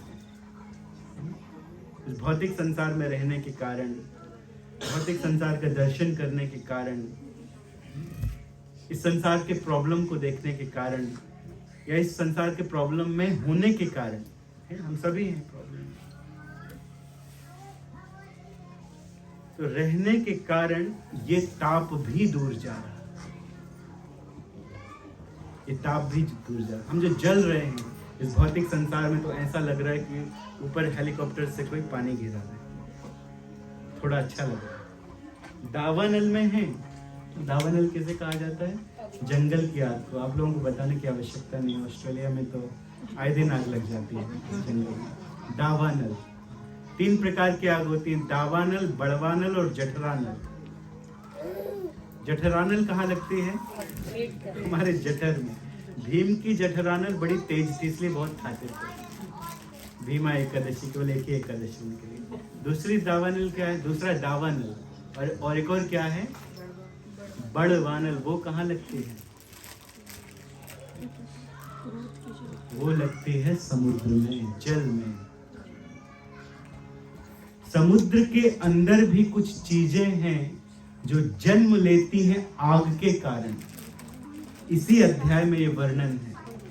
इसी अध्याय में कहा गया है कि भगवान वो आग है जो आग समुद्र में लगती है और उससे समुद्र में विविध प्रकार की अलग अलग प्रकार की चीजें उत्पन्न होती हैं। तो भगवान अग्नि है। भगवान के विश्व स्वरूप का ध्यान करते हैं ब्रह्मा जी। तो नाति तृप्यन्ति मे चित्तम सुचिरम ताप तापितम। हम आपके वीर्य को सुनना चाहते हैं हे भगवान। सुत गोस्वामी कहते हैं नैमिषारण्य में स्थित ऋषियों से कि परीक्षित महाराज सुखदेव गोस्वामी से और सुनना चाहते हैं। कहते हैं कि और सुनाइए, और सुनाइए, और सुनाइए। जब आपसे सुनते हैं तो हमारे हृदय की धधकती हुई अग्नि नष्ट हो जाती है और बहुत अच्छा लगता है। सुचिरम ताप तापितम नाति तृप्यन्ति मे चित्तम। और मैं तृप्त नहीं हो रहा हूँ। मान लीजिए कि आपको दूसरी चीजें ना दें, केवल आपको बढ़िया जलेबी दें, तो एक जलेबी में तो आपका पेट बढ़ेगा नहीं, भरेगा नहीं। एक जलेबी खाने के बाद आप क्या सोचेंगे? नाति तृप्यन्ति मे चित्तम सुचिरम ताप ताप। आने दो, आने दो, अभी तृप्त नहीं हुए हैं हम, अभी और आने दो। तो इसी प्रकार से जब कथा को सुन रहे हैं परीक्षित महाराज तो कह रहे हैं आने दो। बीच बीच में कभी कभी कहते थे सुखदेव गोस्वामी थोड़ा आराम कर लीजिए, आप थक गए, थोड़ा देर आराम करके आए थे। नहीं, टाइम नहीं, मुझे सुनने में अच्छा लग रहा है, आप बस सुनाते रहिए, सुनाते रहिए, सुनाते रहिए। इसीलिए तो परीक्षित महाराज का नाम श्रवण में सर्वश्रेष्ठ आता है। हरिर्वीर्यम अभ्यचष्टुम प्रचक्र में। वर्णन का यदि किसी ने प्रयास किया है तो किसने प्रयास किया? सबसे अच्छा वर्णन यदि किसी ने किया है तो किसने किया? सुखदेव गोस्वामी ने किया। यदि भगवान की कथाओं को लिख सकता है तो कौन लिख सकता है? केवल भगवान लिख सकते हैं और कोई नहीं लिख सकता। व्यासदेव जी भगवान की शक्ति अवैसा है। भगवान की कथाओं को यदि कोई कह सकता है तो कौन कह सकता है? भगवान कह सकते हैं और कोई नहीं कह सकता। सुखदेव गोस्वामी भगवान कहता है। और ये लीलाएं कर कौन सकता है? स्वयं भगवान कर सकते हैं। तो भगवान की लीलाओं को भगवान ने लिखा और भगवान ने गाया। बोलिए श्री कृष्ण चंद्र भगवान की जय। वैसे कथा तो आगे बहुत थी, कथा आगे ले जाना थी, लेकिन कुछ महात्मा आपको बताया इसलिए समय हो गया।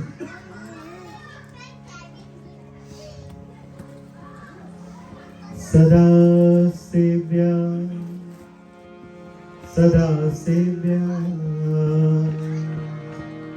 श्रीमद् भागवती कथा यस्या श्रवणी मात्रेण हरिश्चित्तम समाश्रये। तो ऐसी कथा का सदा श्रवण कीजिए। केवल 1 घंटे नहीं, 2 घंटे नहीं, जीवन के हर क्षण में, हर पल में ऐसी मधुर कथा का श्रवण करते रहिए। केवल 7 दिन नहीं बल्कि पूरे जीवन भर। घर में है तो श्री प्रभुपाद जी से, अपने अपने गुरुदेव से, अन्य भक्तों से भगवान की कथा को सुनिए। श्रीमद् भागवती कथा, क्योंकि यस्या श्रवण मात्रेण हरिश चित्तम समाश्रये। कथा के श्रवण मात्र से हरि भाग के आते हैं। अमंगलों को दूर करने वाले, मंगल देने वाले, और आके हृदय में बस जाते हैं। वो भगवान जो 3 जगह से टेढ़े, हृदय में जाते नहीं। कारण क्या है? 3 जगह से टेढ़े, इसीलिए हृदय में जाते नहीं, और कोई कारण नहीं। टेढ़े हैं इसलिए नहीं जाते हृदय में, लेकिन टेढ़े हैं हृदय में एक बार चले गए तो बाहर नहीं निकलेंगे। क्यों? क्योंकि टेढ़े। तो ऐसे टेढ़े भगवान को आसानी से हृदय में डालने के लिए क्या करना पड़ेगा? भगवान की कथा सुनना पड़ेगी। सदा सेव्या श्रीमद् भागवते कथा यस्या श्रवण मात्रेण हरिश्चित्तं समाश्रयेत्। हरे कृष्ण। बोले श्रीमद् भागवतम की जय। श्रीमद् भागवतम अमल पुराण की जय। श्रील प्रभुपाद की जय। कल की कथा में बताया जाएगा कि किस तरह से देवता परेशान होकर ब्रह्मा जी के पास जाते हैं। तो ब्रह्मा जी भगवान की स्तुति करते हैं। भगवान प्रकट होकर अपना प्लान बताते हैं कि वो क्या करेंगे। हरे कृष्ण। श्री राधा वल्लभ जी की समेत भक्त वृंद की। हरे कृष्ण। जब कथा स्टार्ट हुई थी तो हमने ये बोला था कि अगर कोई अपना एक्सपीरियंस बताना चाहता है टेक होम क्या करेगा आज की कथा में, उनके लिए क्या स्टैंड आउट हुआ या जो भी। तो आई नो टाइम थोड़ा फास्ट भाग रहा है, तो अगर कोई एक दो भक्त लोग अपना अनुमोदन देना चाहते हैं, बताना चाहते हैं तो। जैसे उन्होंने बताया कि अनुमोदन का अर्थ होता है, अनुमोदन भी एक कथा है और अपने आनंद को पीछे से व्यक्त करना। अनु का अर्थ है पीछे, मोद का अर्थ है आनंद। अपने आनंद को पीछे से व्यक्त करना अनुमोदन कहलाता है। तो अनुमोदन में जो आपने कथा में सुना है और जो आपको अच्छा लगा है और जो आपने कथा में सुना है वही बताना होता है। तो कुछ लोग यदि बताना चाहें।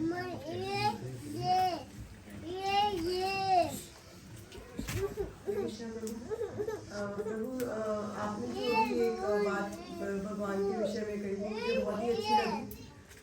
जो आपने बोला कि यदि हम 24 घंटे में एक बार भी भगवान को शुद्ध रूप से अगर उनका चिंतन करके जैसे भी, तो हम वैकुंठ जाने के अधिकारी हो जाते हैं। मतलब भगवान हमें बुला लेते हैं। ही इज ऑलवेज ईगर कि हम वहाँ जाएं। लेकिन ये बात मतलब मुझे बहुत टच करी अभी। मतलब I was thinking and I was contemplating कि मैं अब आई विल ट्राई कि मैं दिन में एक बार भगवान को जरूर याद करूँगी, ट्राई करूँगी। Hare Krishna. Thank you. Very nice. कितने साल कितने महीने तक एटलीस्ट याद करने के बाद नित्यम भागवत सेवया, उसी तरह से नित्य भगवान को ध्यान भी करना है। लेकिन एक प्रैक्टिस है। जैसे देखिए भगवान को तो प्राप्त 1 सेकंड में किया जा सकता है। बहुत से लोग हैं जिन्होंने 1 सेकंड में भगवान को प्राप्त कर लिया, तुरंत भगवान को प्राप्त कर लिया। कुछ ऐसे हैं जिन्होंने 6 महीने में प्राप्त कर लिया। ध्रुव महाराज ने 6 महीने में प्राप्त कर लिया। तो आप डिपेंड है आपके ऊपर, आप कितने भावुक होकर भगवान का ध्यान करते हैं। हाँ, एक बार कीजिए, बढ़िया से कीजिए। भगवान बुला लेंगे, चिंता मत कीजिए। जैसे जितना कर सकते हैं, जब कर सकते हैं।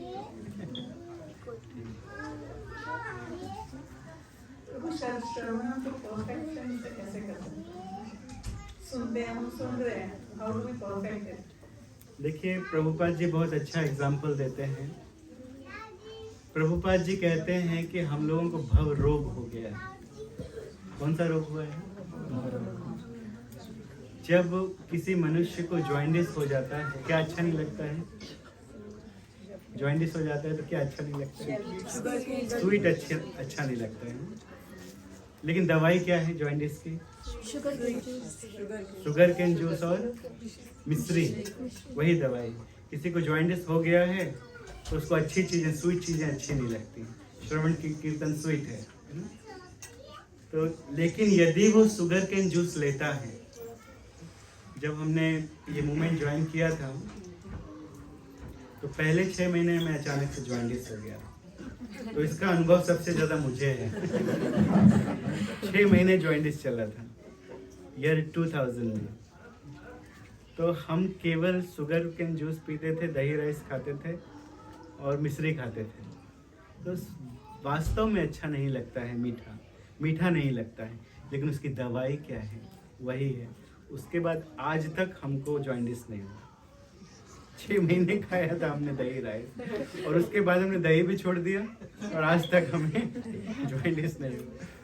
तो हमें श्रवण कीर्तन अच्छा नहीं लगता है, भगवान का नाम लेना अच्छा नहीं लगता है, लेकिन इसकी दवाई क्या है? यही दवाई है, श्रवण कीर्तन ही दवाई है। आप श्रवण कीर्तन करेंगे, करते करते यह अच्छा लगने लगेगा। थोड़े दिनों के बाद फिर आप इसके बिना रह नहीं पाएंगे, ये आपके जीवन का एक भाग हो जाएगा, आपको अच्छा लगने लगेगा। रोग भी यही है, दवाई भी यही है। परमेश्वर प्रभु मेरे कुशल हमेशा रहता है। परीक्षित महाराज 7 दिन तक कथा सुने और वो अपना किंगडम, अपनी फैमिली सब कुछ छोड़ के आए, तो क्या उनके माइंड में एक बार भी ये थॉट नहीं आया कि मुझे अपनी फैमिली से मिलना चाहिए? नहीं आया, एक बार भी नहीं आया। ना किस भाव में वो चले गए थे कि उनको पिछला कुछ भी नहीं आया था और वो पूरा भगवान की कथा में ही रम गए। तो परीक्षित महाराज उस श्रेणी के भक्त थे, उत्तम कोटि के भक्त थे। आप लोग जानते हैं ना कि इसीलिए तो उनका नाम सर्वश्रेष्ठ आता है। सुनने वाले तो बहुत हैं, बहुत लोगों ने श्रवण किया है। नवधा भक्ति तो अमरीश महाराज ने भी की है। अमरीश महाराज जी का नाम तो नवधा भक्ति में आता है। बहुत सारे लोगों ने श्रवण किया है। आप लोग जानते होंगे कि हनुमान जी ने भी श्रवण किया है। किससे श्रवण किया है? हनुमान जी ने सूर्यदेव से श्रवण किया है, और उड़ते उड़ते श्रवण किया है सूर्यदेव जी से। तो श्रवण बहुत ने किया है, सभी ने श्रवण किया है। अरे यहाँ पर सूत गोस्वामी से कौन श्रवण कर रहा है? नैमिषारण्य के सोनकादि कितने ऋषिगण है पता? एक नहीं, दो नहीं, 88,000 ऋषिगण। सोनक कह दिया जाता है क्योंकि 88,000 ऋषिगण हाथ उठाते, आई हैव अ क्वेश्चन, तो कितने लोगों का उत्तर देते हैं सूत गोस्वामी। इसलिए उनकी तरफ से एक व्यक्ति प्रश्न करता था, वो कौन थे? सोनक ऋषि।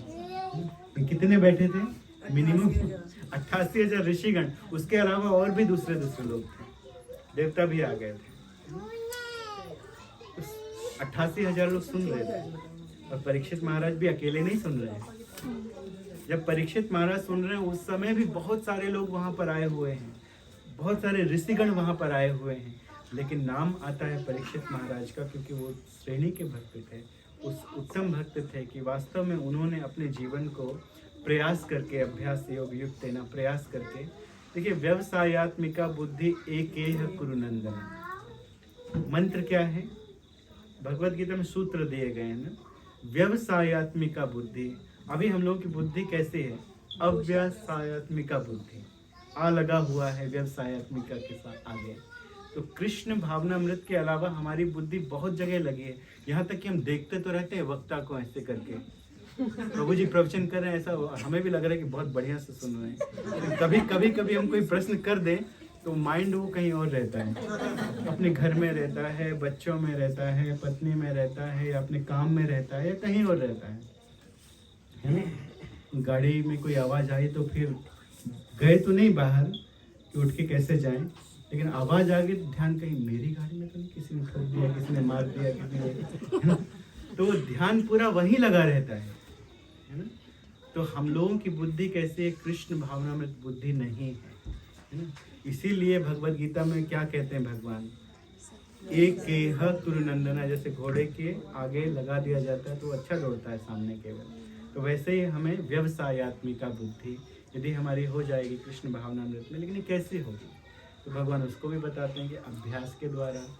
हम अभी आए, 1 साल 2 साल से श्रवण कर रहे हैं, 20 साल से श्रवण कर रहे हैं, 50 साल से श्रवण कर रहे हैं, और सोचे कि हो जाए। अब तो भी 50 साल के भी नहीं होंगे, हम भी नहीं।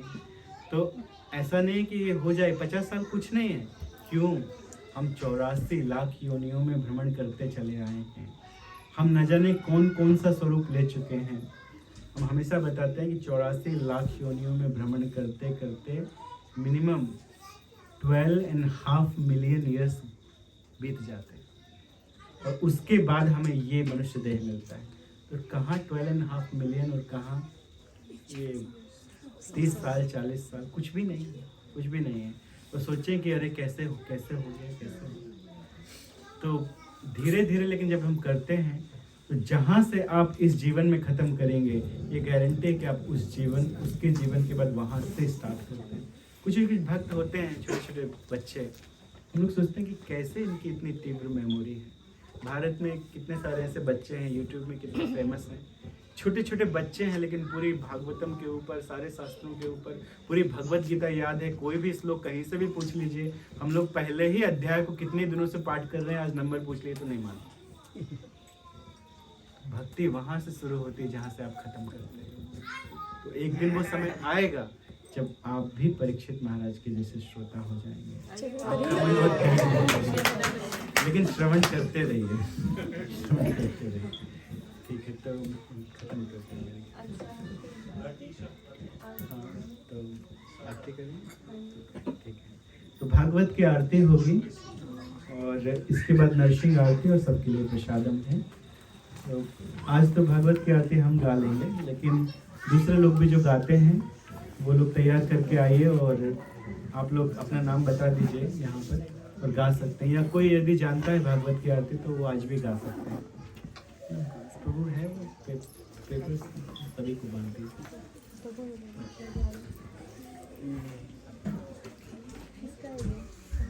ये तो मैं भागवत जी की आरती है, उसके पीछे नरसिंह देव जी की आरती है। यदि कोई जानता है तो गा सकता है, और यदि नहीं तो आज हम गा लेते हैं। कल और कोई तैयार करके आइए और कोई गाइए। आरती अति पावन पुराण की,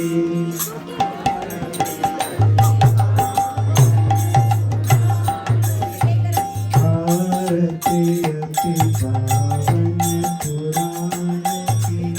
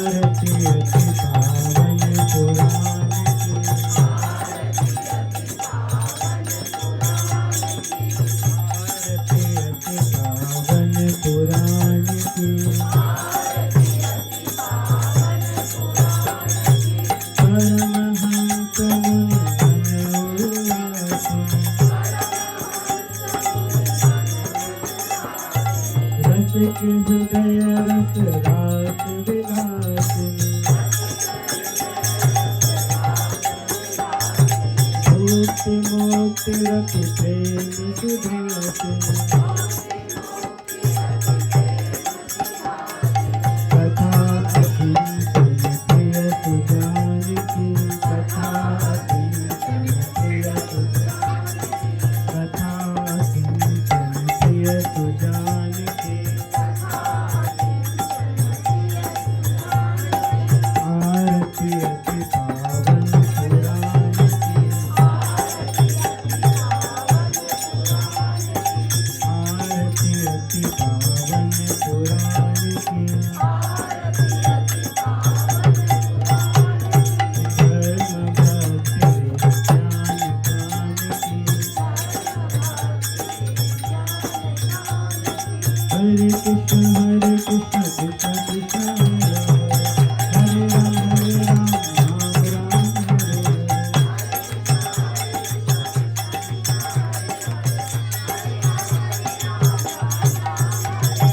हरे कृष्ण कृष्ण